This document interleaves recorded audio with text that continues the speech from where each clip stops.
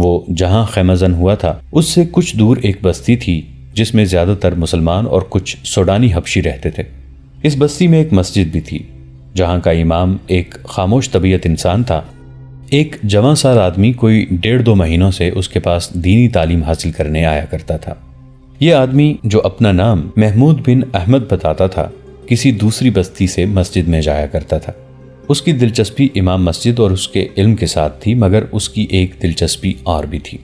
یہ ایک جوان لڑکی تھی جس نے اسے اپنا نام سعدیہ بتایا تھا۔ سعدیہ کو محمود اتنا اچھا لگا کہ وہ اسے کئی بار اپنی بکریوں کا دودھ پلا چکی تھی۔ اس کی پہلی ملاقات بستی سے دور ایک ایسی جگہ ہوئی تھی جہاں سعدیہ اپنی 4 بکریاں اور 2 اونٹ چرانے اور انہیں پانی پلانے کے لیے لے گئی تھی۔ محمود وہاں پانی پینے کے لیے رکا تھا۔ سعدیہ نے اس سے پوچھا کہ وہ کہاں سے آیا ہے اور کہاں جا رہا ہے۔ محمود نے کہا تھا کہ نہ کہیں سے آ رہا ہوں نہ کہیں جا رہا ہوں۔ سعدیہ سادگی سے ہنس پڑی تھی۔ جواب ہی کچھ ایسا تھا۔ سعدیہ نے محمود سے قدرتی سا سوال پوچھا، مسلم سوڈانی؟ محمود نے جب جواب دیا کہ وہ مسلمان ہے تو سعدیہ کے ہونٹوں پر مسکراہٹ آ گئی۔ محمود نے اسے اپنا صحیح ٹھکانہ نہیں بتایا تھا۔ اس کے ساتھ کچھ ایسی باتیں کیں جو سعدیہ کو اچھی لگی تھیں۔ سعدیہ اس سے سوڈان کی جنگ کے متعلق پوچھنے لگی۔ اس کے انداز سے پتہ چلتا تھا کہ اسے اسلامی فوج کے ساتھ دلچسپی ہے۔ اس نے جب صلاح الدین ایوبی کے متعلق پوچھا تو محمود نے اس کی ایسی تعریفیں کیں جیسے سلطان ایوبی سلطان نہیں، خدا کا اتارا ہوا فرشتہ ہے۔ سعدیہ نے پوچھا، کیا صلاح الدین ایوبی اس سے زیادہ مقدس اور برگزیدہ ہے جو آسمان سے اترا ہے اور مرے ہوئوں کو زندہ کر دیتا ہے؟ صلاح الدین مرے ہوئوں کو زندہ نہیں کر سکتا، محمود نے جواب دیا۔ ہم نے سنا ہے کہ جو لوگ زندہ ہوتے ہیں انہیں صلاح الدین ایوبی مار ڈالتا ہے۔ سعدیہ نے شکی لہجے میں کہا، لوگ یہ بھی بتاتے ہیں کہ مسلمان ہے اور ہماری طرح کلمہ اور نماز پڑھتا ہے۔ تمہیں کس نے بتایا ہے کہ وہ لوگوں کو مار ڈالتا ہے؟ ہمارے گاؤں میں سے مسافر گزرتے رہتے ہیں، بتا جاتے ہیں کہ صلاح الدین ایوبی بہت برا آدمی ہے۔ سعدیہ نے کہا، تمہاری مسجد کا امام کیا بتاتا ہے؟ محمود نے پوچھا۔ وہ بہت اچھی باتیں بتاتا ہے، سعدیہ نے کہا۔ وہ سب کو کہتا ہے کہ صلاح الدین ایوبی اسلام کی روشنی سارے مصر اور سوڈان میں پھیلانے آیا ہے اور اسلامی خدا کا سچا دین ہے۔ محمود اس کے ساتھ اسی موضوع پر باتیں کرتا رہا تھا۔ سعدیہ سے اسے پتہ چلا کہ اس کے گاؤں میں ایسے آدمی آتے رہتے ہیں جو اپنے آپ کو مسلمان بتاتے ہیں مگر باتیں ایسی کرتے ہیں کہ کئی لوگوں کے دلوں میں اسلام کے خلاف شکوک پیدا ہو گئے ہیں۔ محمود نے سعدیہ کے شکوک رفع کر دیے اور اپنی ذات، میٹھی زبان اور شخصیت کا اس پر ایسا اثر پیدا کیا کہ سعدیہ نے بےتابی سے کہا کہ وہ اکثر یہیں بکریاں چرانے آیا کرتی ہے اور محمود جب کبھی ادھر آئے اسے ضرور ملے۔ محمود اسے جذبات اور حقائق کے درمیان بھٹکتا چھوڑ کر اس کے گاؤں کی طرف چلا گیا۔ سعدیہ یہ سوچتی رہ گئی کہ وہ کون ہے، کہاں سے آیا ہے اور کہاں جا رہا ہے۔ اس کا لباس اسی علاقے کا تھا مگر اس کی شکل و صورت اور اس کی باتیں بتاتی تھیں کہ وہ اس علاقے کا رہنے والا نہیں۔ سعدیہ کے شکوک صحیح تھے۔ محمود بن احمد دیہاتی علاقے کا رہنے والا نہیں تھا، سکندریہ شہر کا باشندہ تھا اور وہ علی بن سفیان کی داخلی جاسوسی انٹیلیجنس کا ایک ذہین کارکن تھا۔ وہ کئی مہینوں سے اپنے فرض کی ادائیگی کے لیے سرحدی دیہات میں گھوم پھر رہا تھا۔ اس نے کھانے پینے اور رہنے کا انتظام خفیہ رکھا ہوا تھا۔ اس کے ساتھ چند اور جاسوس تھے جو اس علاقے میں پھیلے ہوئے تھے۔ وہ کبھی کبھی اکٹھے ہوتے اور ان کے جو مشاہدات ہوتے وہ اپنے کسی ایک ساتھی کے سپرد کر کے اسے قاہرہ بھیج دیتے تھے۔ اس طرح علی بن سفیان کے شعبے کو پتہ چلتا رہتا تھا کہ سرحدی علاقے میں کیا ہو رہا ہے۔ محمود بن احمد کو سعدیہ مل گئی تو اس نے اس لڑکی کے ساتھ بھی ایسے باتیں کی جن سے اسے گاؤں اور گرد و پیش کے علاقے کے لوگوں کے خیالات کا علم ہو سکتا تھا۔ اس نے سعدیہ کے گاؤں کی مسجد کے امام کے متعلق خاص طور پر پوچھا تھا۔ وجہ یہ تھی کہ دور گاؤں میں اس نے ایسے امام مسجد دیکھے تھے جو مشکوک سے لگتے تھے۔ وہاں کے لوگوں سے اسے پتہ چلا تھا کہ یہ دونوں امام نئے نئے آئے ہیں۔ اس سے پہلے ان مسجدوں میں امام تھے ہی نہیں۔ دونوں جہاد کے خلاف واز سناتے اور قرآن کی آیات پڑھ کر غلط تفسیریں بیان کرتے تھے، اور یہ دونوں پراسرار غیب دان کو برحق بتاتے اور لوگوں میں اس کی زیارت کا اشتیاق پیدا کرتے تھے۔ محمود اور اس کے ان 2 ساتھیوں نے ان دونوں اماموں کے متعلق پوری رپورٹ قاہرہ بھیج دی تھی، اور اب وہ سعدیہ کے گاؤں جا رہا تھا۔ اسے یہ سن کر بہت خوشی ہوئی تھی کہ اس گاؤں کا امام سلطان ایوبی کا مرید اور اسلام کا علمبردار ہے۔ اس نے اسی مسجد کو اپنا ٹھکانہ بنانے کا فیصلہ کر لیا۔ وہ مسجد میں گیا اور امام سے ملا۔ اپنا جھوٹا تعارف کرا کے اس نے کہا کہ وہ مذہبی علم کی تلاش میں مارا پھر رہا ہے۔ امام نے اسے تعلیم دینے کا وعدہ کیا اور اسے مسجد میں ہی رہنے کی پیشکش کی۔ محمود مسجد میں قید نہیں ہونا چاہتا تھا۔ اس نے امام سے کہا کہ وہ 2-3 روز بعد اپنے گھر جایا کرے گا۔ اس نے امام کو بھی اپنا نام نہیں بتایا تھا۔ امام نے اس سے نام پوچھا تو اس نے کچھ اور نام بتا دیا۔ یہ پوچھا کہ وہ کہاں کا رہنے والا ہے تو اس نے دور کسی سرحدی گاؤں کا نام بتایا۔ امام مسکرایا اور آہستہ سے بولا، محمود بن احمد، مجھے خوشی ہوئی ہے کہ تم اپنے فرائض سے بے خبر نہیں۔ سکندریہ کے مسلمان فرض کے پکے ہوتے ہیں۔ محمود ایسا چونکا جیسے بیدک اٹھا ہو۔ وہ سمجھا کہ یہ امام صلیبیوں کا جاسوس ہے، لیکن امام نے اسے زیادہ دیر تک شک میں نہ رہنے دیا اور کہا، میں محسوس کرتا ہوں کہ مجھے کم از کم تمہارے سامنے اپنے آپ کو بے نقاب کر دینا چاہیے۔ میں تمہارے ہی محکمے کا آدمی ہوں۔ میں تمہارے تمام ساتھیوں کو جو اس علاقے میں ہیں جانتا ہوں۔ مجھے تم میں سے کوئی بھی نہیں جانتا۔ میں محترم علی بن سفیان کے اس عملے کا آدمی ہوں جو دشمن پر نظر رکھنے کے ساتھ ساتھ اپنے جاسوسوں پر بھی نظر رکھتا ہے۔ میں امام بن کر جاسوسی کا کام کر رہا ہوں۔ پھر میں آپ کو دانش مند آدمی نہیں کہوں گا، محمود بن احمد نے کہا۔ آپ نے جس طرح میرے سامنے اپنے آپ کو بے نقاب کیا ہے، اس طرح آپ دشمن کے کسی جاسوس کے سامنے بھی بے نقاب ہو سکتے ہیں۔ مجھے یقین تھا کہ تم میرے آدمی ہو، امام نے کہا۔ ضرورت ایسی آ پڑی ہے کہ تمہیں اپنا اصلی روپ بتا دینا ضروری سمجھا۔ میرے ساتھ 2 محافظ ہیں جو یہاں باشندوں کے بحروپ میں گاؤں میں موجود رہتے ہیں۔ مجھے زیادہ آدمیوں کی ضرورت ہے۔ اچھا ہوا کہ تم آ گئے۔ اس گاؤں میں دشمن کے تخریب کار آ رہے ہیں۔ تم نے اس آدمی کے متعلق سنا ہوگا جس کے متعلق مشہور ہو گیا ہے کہ وہ مستقبل کے اندھیرے کی خبر دیتا ہے اور مرے ہوں کو زندہ کرتا ہے۔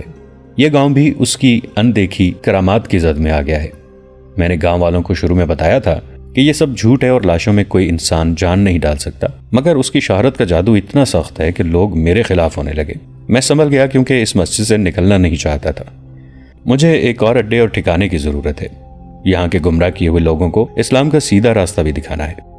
15-20 روز گزرے، رات کو 2 آدمی میرے پاس آئے۔ میں اکیلا تھا۔ ان دونوں کے چہروں پر نقاب تھے۔ انہوں نے مجھے دھمکی دی کہ میں یہاں سے چلا جاؤں۔ میں نے انہیں کہا کہ میرا اور کوئی ٹھکانہ نہیں۔ انہوں نے کہا کہ اگر یہاں رہنا چاہتے ہو تو درس بند کر دو اور اس کی باتیں کرو جو آسمان سے آیا ہے اور خدا کا سچا مذہب لایا ہے۔ میں دونوں کا مقابلہ کر سکتا تھا۔ ہتھیار ہر وقت اپنے پاس رکھتا ہوں، لیکن میں لڑ کر قتل کر کے یا قتل ہو کر اپنا فرض پورا نہیں کر سکتا تھا۔ میں نے عقل سے کام لیا اور انہیں یہ تاثر دیا کہ آج سے وہ مجھے اپنا آدمی سمجھیں۔ انہوں نے کہا تھا کہ اگر میں ان کی باتوں پر عمل کروں گا تو مجھے انعام یہ ملے گا کہ مجھے قتل نہیں کیا جائے گا، دوسرا یہ کہ مجھے اشرفیاں دی جائیں گی۔ پھر آپ نے اپنے واز اور خطبے کا رنگ بدل دیا ہے؟ محمود نے پوچھا۔ کسی حد تک، امام نے جواب دیا۔ میں اب دونوں قسم کی باتیں کرتا ہوں۔ مجھے اشرفیوں کی نہیں، اپنی جان کی ضرورت ہے۔ میں اپنا فرض ادا کیے بغیر مرنا نہیں چاہتا۔ میں گاؤں سے باہر جا کر تمہیں یا تمہارے کسی ساتھی کو ڈھونڈنا بھی نہیں چاہتا، کیونکہ اس کی جان بھی خطرے میں پڑ جاتی۔ خدا نے خود ہی تمہیں میرے پاس بھیج دیا ہے۔ میرے محافظ اس رات میرے پاس نہیں تھے۔ اب تم ہی میرے ساتھ رہو۔ تم میرے شاگرد کی حیثیت سے میرے ساتھ رہو گے۔ تم سیدھی سادی گماروں کی سی باتیں کیا کرنا۔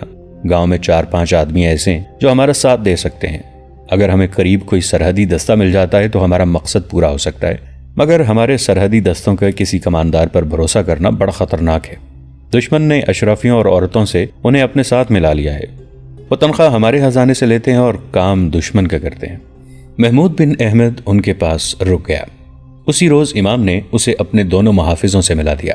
شام کو جب سعدیہ مسجد میں امام کے لیے کھانا لے کر آئی تو محمود کو دیکھ کر ٹھٹک گئی اور مسکرائی۔ محمود نے پوچھا، میرے لیے کھانا نہیں لاؤ گی؟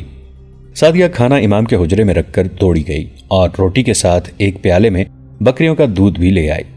وہ چلی گئی تو امام نے محمود سے کہا، یہ اس علاقے کی سب سے زیادہ خوبصورت لڑکی ہے، ذہین بھی ہے اور کم عمر بھی۔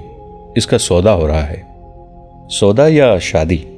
سودا، امام نے کہا۔ تم جانتے ہو کہ ان لوگوں کی شادی دراصل سودا ہوتی ہے، مگر سعدیہ کا سودا ہو رہا ہے۔ ہمیں اس کے متعلق پریشان نہیں ہونا چاہیے تھا، لیکن خریدار مشکوک لوگ ہیں۔ وہ یہاں کے رہنے والے نہیں۔ یہ وہی لوگ معلوم ہوتے ہیں جو مجھے دھمکی دے گئے ہیں۔ تم اچھی طرح سمجھ سکتے ہو کہ وہ اس لڑکی کو اپنے رنگ میں رنگ کر ہمارے خلاف استعمال کریں گے۔ اس لیے اسے بچانا ضروری ہے، اور اس لیے بھی اسے بچانا ضروری ہے کہ یہ لڑکی مسلمان ہے۔ ہمیں سلطنت کے ساتھ ساتھ سلطنت کی بچیوں کی عصمت کی حفاظت بھی کرنی ہے۔ مجھے امید ہے کہ یہ سودا نہیں ہو سکے گا۔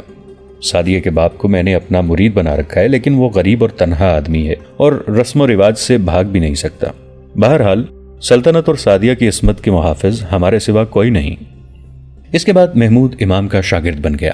दिन गुजरने लगे और उसकी मुलाकातें सादिया के साथ होने लगीं। लड़की चरागाह में चली जाती और महमूद वहां पहुंच जाता था। उनकी बेतकल्लुफी बढ़ी तो महमूद ने सादिया से पूछा कि वो कौन लोग हैं जो उसे खरीदना चाहते हैं। सादिया उन्हें नहीं जानती थी, उसके लिए वो अजनबी थे। उन्होंने उसे इस तरह से आकर देखा था जिस तरह गाय भैंस को खरीदने से पहले देखा जाता है। सादिया को अच्छी तरह मालूम था कि वो किसी की बीवी नहीं बनेगी। उसे अरब का कोई दौलतमंद ताजर या कोई अमीर या वजीर अपने हरम में रखकर कैद कर लेगा, जहां वो अपना घर बसाए बगैर बूढ़ी होकर मर जाएगी, या उसे नाचना सिखाकर तफरीह की चीज बना लिया जाएगा। उसने अपने गांव के फौजियों से ऐसी लड़कियों के बहुत किस्से सुने थे। वो इतने पसमानदा इलाके में रहते हुए भी ज़हीन थी। वो अपना बुरा भला सोच सकती थी। उसने महमूद को देखा तो उसे दिल में बिठा लिया, और उसने जब ये देखा कि महमूद उसे चाहने लगा है तो उसने दिल में ये इरादा पुख्ता कर लिया कि वो फरोख्त नहीं होगी। वो जानती थी कि खरीदारों से बचना उसके लिए मुमकिन नहीं। एक रोज उसने महमूद से पूछा, तुम मुझे खरीद नहीं सकते? खरीद सकता हूं, महमूद ने कहा, लेकिन मैं जो कीमत दूंगा वो तुम्हारे बाप को मंजूर नहीं होगी। कितनी कीमत दोगे? मेरे पास देने के लिए अपने दिल के सिवा कुछ भी नहीं, महमूद बिन अहमद ने जवाब दिया। मालूम नहीं तुम दिल की कीमत जानती हो या नहीं। अगर तुम्हारे दिल में मेरी मोहब्बत है तो मेरे लिए यह कीमत बहुत ज्यादा है, सादिया ने कहा। तुम ठीक कहते हो कि मेरे बाप को यह कीमत मंजूर नहीं होगी, लेकिन मैं तुम्हें यह बता दूं कि मेरा बाप मुझे बेचना भी नहीं चाहता। उसकी मजबूरी यह है कि गरीब है और अकेला है। मेरा कोई भाई भी नहीं। मेरे खरीदारों ने मेरे बाप को धमकी दी है कि उसने अगर उनकी कीमत कबूल न की तो वो मुझे अगवा कर लेंगे। तुम्हारा बाप इतनी ज्यादा कीमत क्यों कबूल नहीं करता? महमूद ने पूछा। लड़कियों को बेचने का तो यहाँ रिवाज है। वो कहते हैं कि वो लोग मुसलमान नहीं लगते, सादिया ने कहा। मैंने भी बाप से कह दिया है कि मैं किसी गैर मुस्लिम के पास नहीं जाऊंगी, उसने बेताब होकर कहा। तुम अगर मुझे अपने साथ ले जाने के लिए तैयार हो तो मैं अभी तुम्हारे साथ चल पड़ूंगी। मैं तैयार हूं, महमूद ने कहा। तो चलो, सादिया ने कहा। आज ही रात चलो। नहीं, महमूद के मुंह से निकल गया। मैं अपना फर्ज पूरा किए बगैर नहीं जा सकता। कैसा फर्ज? सादिया ने पूछा। महमूद बिन अहमद चौंका। वो सादिया को नहीं बता सकता था कि उसका फर्ज क्या है। उसने मुंह से निकली हुई बात पर पर्दा डालने की कोशिश की, मगर सादिया उसके पीछे पड़ गई। महमूद को अचानक याद आ गया। उसने कहा, मैं इमाम से मजहबी तालीम लेने आया हूं, उसकी तकमील के बगैर मैं कहीं नहीं जाऊंगा। उस वक्त तक मुझे मालूम नहीं कहां पहुंचा दिया जाएगा, सादिया ने कहा। महमूद फर्ज को एक लड़की पर कुर्बान करने पर आमादा ना हो सका। उसके दिल में यह शक भी पैदा हुआ कि यह लड़की दुश्मन की जासूस भी हो सकती है, जिसे उसे बेकार करने के लिए इस्तेमाल किया जा रहा है। लिहाजा उसने सादिया के मुताल्लिक छानबीन करना जरूरी समझा। सलाहुद्दीन अयूबी की फौज काहिरा से 8-10 मील दूर थी। उन्हें बता दिया गया था कि फौज मुश्ताइल है और मिस्र की फौज पर टूट पड़ेगी। सुल्तान अयूबी ने वहां पड़ाव का हुक्म दे दिया और सिपाहियों में घूमने फिरने लगे। वो खुद सिपाहियों के जज्बात का जायजा लेना चाहते थे। वो एक सवार के पास जा रुके तो कई सवार और प्यादे उनके गिर्द जमा हो गए। उन्होंने उनके साथ गैर जरूरी सी बातें की तो एक सवार बोल पड़ा। उसने पूछा, गुस्ताखी माफ सालार आजम, यहाँ पड़ाव की जरूरत नहीं थी। हम शाम तक काहिरा पहुंच सकते थे।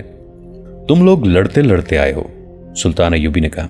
मैं तुम्हें इस खुले सहरा में आराम देना चाहता हूं। हम लड़ते आए हैं और लड़ने जा रहे हैं, सवार ने कहा। लड़ने जा रहे हैं? सुल्तान अयूबी ने अनजान बनते हुए पूछा। मैं तो तुम्हें काहिरा लेके जा रहा हूं, जहां तुम अपने दोस्तों से मिलोगे। वो हमारे दुश्मन हैं, सवार ने कहा। अगर ये सच है कि हमारे दोस्त बगावत करने पर तुले हैं तो वो हमारे दुश्मन हैं, सलीबियों से बदतरीन दुश्मन, एक और सिपाही ने कहा। क्या ये सच नहीं सालार आजम के काहिरा में गद्दारी और बगावत हो रही है? किसी और ने पूछा। कुछ गड़बड़ सुनी है, सुल्तान अयूबी ने कहा। मैं मुजरिमों को सजा दूंगा। अब पूरी फौज को क्या सजा देंगे? एक सवार ने कहा। सजा हम देंगे। हमें कमांडरों ने काहिरा के सारे हालात बता दिए हैं। हमारे साथी शुबक और करक में शहीद हुए हैं। दोनों शहरों के अंदर हमारी बेटियों और बहनों की इस्मत दरी हुई है और करक में अभी तक हो रही है। हमारे साथी किले की दीवारों से दुश्मन की फेंकी हुई आग में जिंदा जल गए हैं। कबला अव्वल पर काफिरों का कब्जा है और हमारी फौज काहिरा में बैठी ऐश कर रही है। आपके खिलाफ बगावत की तैयारी कर रही है। जिन्हें शहीदों का पास नहीं, उन्हें बेटियों की इस्मतों का ख्याल नहीं, उन्हें जिंदा रहने का भी हक नहीं। हम जानते हैं कि वो इस्लाम के दुश्मन के दोस्त बन गए हैं। हम जब तक गद्दारों की गर्दनें अपने हाथों से नहीं काटेंगे, हमें शहीदों की रूहें माफ नहीं करेंगी। जरा उन जख्मियों को देखिए जिन्हें हम अपने साथ लाए हैं। किसी की टांग नहीं, किसी का बाजू नहीं। क्या ये इसलिए सारी उम्र के लिए अपाहज हो गए हैं कि हमारे साथी और हमारे दोस्त दुश्मन के हाथ में खेलें? ہم انہیں اپنے ہاتھوں سے سزا دیں گے۔ اور پھر ایسا شور بپا ہوا کہ ساری فوج وہاں جمع ہو گئی۔ صلاح الدین ایوبی کے لیے اس جوش و خروش پر قابو پانا مشکل ہو گیا۔ وہ سپاہیوں کے جوش اور جذبے کو سرد کر کے ان کا دل بھی نہیں توڑنا چاہتے تھے۔ انہوں نے انہیں صبر و تحمل کی تلقین کی، کوئی حکم نہ دیا، اپنے خیمے میں گئے، مشیروں اور نائبین کو بلا کر کہا، یہ فوج اگلے حکم تک یہیں پڑاؤ کرے گی۔ انہوں نے کہا، میں نے دیکھ لیا ہے کہ خانہ جنگی ہوگی، فوج کا آپس میں ٹکرا جانا دشمن کے لیے فائدہ مند ہوتا ہے۔ میں آج رات قاہرہ جا رہا ہوں، کسی کو معلوم نہ ہو سکے کہ میں یہاں نہیں ہوں۔ سپاہیوں کے جوش کو سرد کرنے کی بھی کوشش نہ کی جائے۔ انہوں نے ضروری احکام اور ہدایات دے کر کہا، ہماری قاہرہ والی فوج جو بغاوت پر آمادہ ہے میری نظر میں بے گناہ ہے، اور ہماری قوم کے وہ نوجوان جو جوئے اور ذہنی عیاشی کے عادی ہوتے جا رہے ہیں وہ بھی بے گناہ ہیں۔ فوج کو ہمارے اعلیٰ حکام نے غلط باتیں بتا کر بھڑکایا ہے۔ انہی حکام کے ایما پر دشمن نے ہمارے ملک کے سب سے بڑے شہر میں ذہنی عیاشی کے سامان پھیلائے ہیں۔ اس اخلاقی تباہ کاری کو فروغ صرف اس لیے حاصل ہوا ہے کہ ہماری انتظامیہ کے وہ حکام جنہیں اس تخریب کاری کو روکنا تھا وہ اسے پھیلانے میں شریک ہیں۔ دشمن انہیں اجرت دے رہا ہے۔ جب کسی قوم کے سربراہ اور امراء دشمن کے ہاتھوں میں کھیلنے لگتے ہیں اس قوم کا یہی حشر ہوتا ہے۔ ہماری فوج سوڈان کے ظالم صحرا میں بکھری ہوئی لڑ رہی ہے، کٹ رہی ہے، سپاہی بھوکے اور پیاسے مر رہے ہیں اور ہمارے حاکم ان کی کمک اور رسد اور ہتھیار روکے بیٹھے ہیں۔ کیا یہ دشمن کی سازش نہیں جسے ہمارے اپنے بھائی کامیاب کر رہے ہیں؟ اس سے دشمن ایک فائدہ یہ اٹھا رہا ہے کہ تقی الدین اور اس کے وہ عسکری جو جذبہ جہاد سے لڑ رہے ہیں وہ مر رہے ہیں اور نوبت ہتھیار ڈالنے تک آ گئی ہے۔ دوسرا فائدہ یہ کہ ہماری قوم کو بتایا جائے گا کہ یہ دیکھو تمہاری فوج شکست کھا گئی ہے کیونکہ یہ اس قابل تھی۔ ہمارے بعض بھائی مصر کی امارت پر قابض ہونے کے خواب دیکھ رہے ہیں۔ وہ سب سے پہلے فوج کو قوم کی نظروں میں رسوا اور ذلیل کرنا چاہتے ہیں تاکہ وہ منمانی کر سکیں۔ مجھے امارت کے ساتھ چپکے رہنے کی کوئی خواہش نہیں۔ اگر میرے مخالفین میں سے کوئی مجھے یہ یقین دلا دے کہ وہ میرے عزم کو پایہ تکمیل تک پہنچائے گا تو میں اس کی فوج میں سپاہی بن کر رہوں گا، مگر ایسا کون ہے؟ یہ لوگ اپنی باقی زندگی بادشاہ بن کے گزارنا چاہتے ہیں، خواہ دشمن کے ساتھ ساز باز کر کے بادشاہی ملے، اور میں اپنی زندگی میں قوم کو اس مقام پر لانا چاہتا ہوں جہاں وہ اپنے دین کے دشمنوں کے سر پر پاؤں رکھ کر بادشاہی کرے۔ ہمارے ان لالچی اور غدار حاکموں کی نظر اپنے حال پر، اپنے آج پر ہے، میری نظر تو قوم کے مستقبل پر ہے۔ انہوں نے بولتے بولتے توقف کیا اور کہا، میرا گھوڑا فوراً تیار کرو۔ انہوں نے ان افراد کے نام لیے جنہیں ان کے ساتھ جانا تھا۔ انہوں نے کہا، نہایت خاموشی سے ان سب کو بلاؤ اور ان کے قاہرہ چلے جانے کے لیے کہو۔ میرا خیمہ یہیں لگا رہنے دو تاکہ کسی کو شک نہ ہو کہ میں یہاں نہیں ہوں۔ انہوں نے گہرا سانس لیا اور کہا، میں آپ کو سختی سے ذہن نشین کرانا چاہتا ہوں کہ جو فوج بغاوت کے لیے تیار ہے ان کے خلاف کوئی کارروائی نہیں کروں گا۔ تم میں سے کوئی بھی اس فوج کے خلاف قدورت نہ رکھے، اس طرح اپنے نوجوانوں کو بھی قابل نفرت نہ سمجھنا۔ ان کے خلاف کارروائی کروں گا جو فوج اور قوم کو گمراہ اور ذلیل کرنے کے ذمہ دار ہیں۔ یہی فوج جب اپنے دشمن کے سامنے آئے گی اور دشمن اس کے تیروں سے استقبال کرے گا تو فوج کو یاد آ جائے گا کہ وہ اللہ کی فوج ہے، دماغ سے بغاوت کے کیڑے نکل جائیں گے۔ آپ جب اپنے بچوں کو اپنے دین کا دشمن دکھائیں گے تو ان کا ذہن خود جوئے سے ہٹ کر جہاد کی طرف آ جائے گا۔ میں آپ کو صاف الفاظ میں بتا دیتا ہوں کہ اسلام اور سلطنت اسلامیہ کی بقا اور وقار فوج کے بغیر ممکن نہیں۔ میں صلیبیوں اور یہودیوں کے عزائم اور ان کے طرز جنگ اور ان کی زمین دوز کارروائیوں کو دیکھ کے کہہ سکتا ہوں کہ وہ اسلام کی فوج کو کمزور کر کے اسلام کا خاتمہ کریں گے۔ جس روز اور جس دور میں کسی بھی مسلمان ملک کی فوج کمزور ہو گئی وہ ملک اپنی آزادی اور اپنا وقار کھو بیٹھے گا۔ کسی بھی دور میں کوئی مسلمان مملکت مضبوط اور باوقار فوج کے بغیر زندہ نہیں رہ سکے گی۔ ہمارا آج کا غلط اقدام اسلام کے مستقبل کو تاریک کر دے گا۔ میں نہیں کہہ سکتا کہ آنے والی نسلیں ہماری لغزشوں اور ناکامیوں اور کامیابیوں سے فائدہ اٹھائیں گی یا نہیں۔ امیر مصر، ایک مشیر نے کہا، اگر ہمارے بھائی غداری کے فن میں ہی مہارت حاصل کرتے رہے تو آنے والی نسلیں غلام ہوں گی۔ انہیں معلوم نہیں ہوگا کہ آزادی کسے کہتے ہیں اور قومی وقار کیا ہے۔ ہمارے پاس اس کا کوئی علاج ہے؟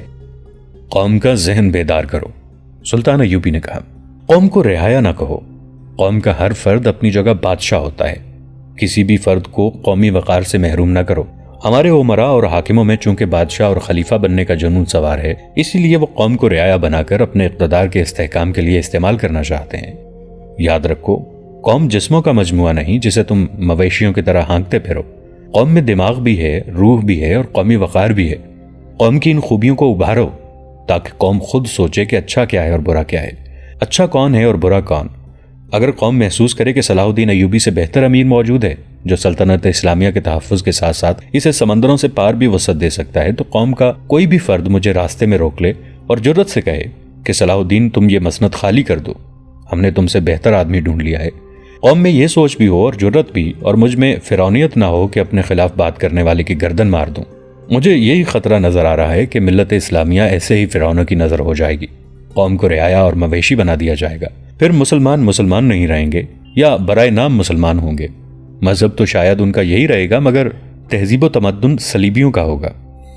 اتنے میں ایک محافظ نے اندر آ کر بتایا کہ گھوڑا تیار ہے اور جن 3-4 نائب سالاروں کو بلایا گیا تھا وہ بھی آ گئے ہیں۔ دوستو آج کے لیے اتنا ہی، اسی کہانی کی اگلی قسط کے ساتھ بہت جلد حاضر ہوں گے۔ نیچے کامنٹ سیکشن میں اپنی رائے کا اظہار ضرور کیجیے گا۔ ہمارے اس چینل کو سبسکرائب کر کے نیچے موجود بیل آئیکن کو بھی ضرور کلک کیجیے گا۔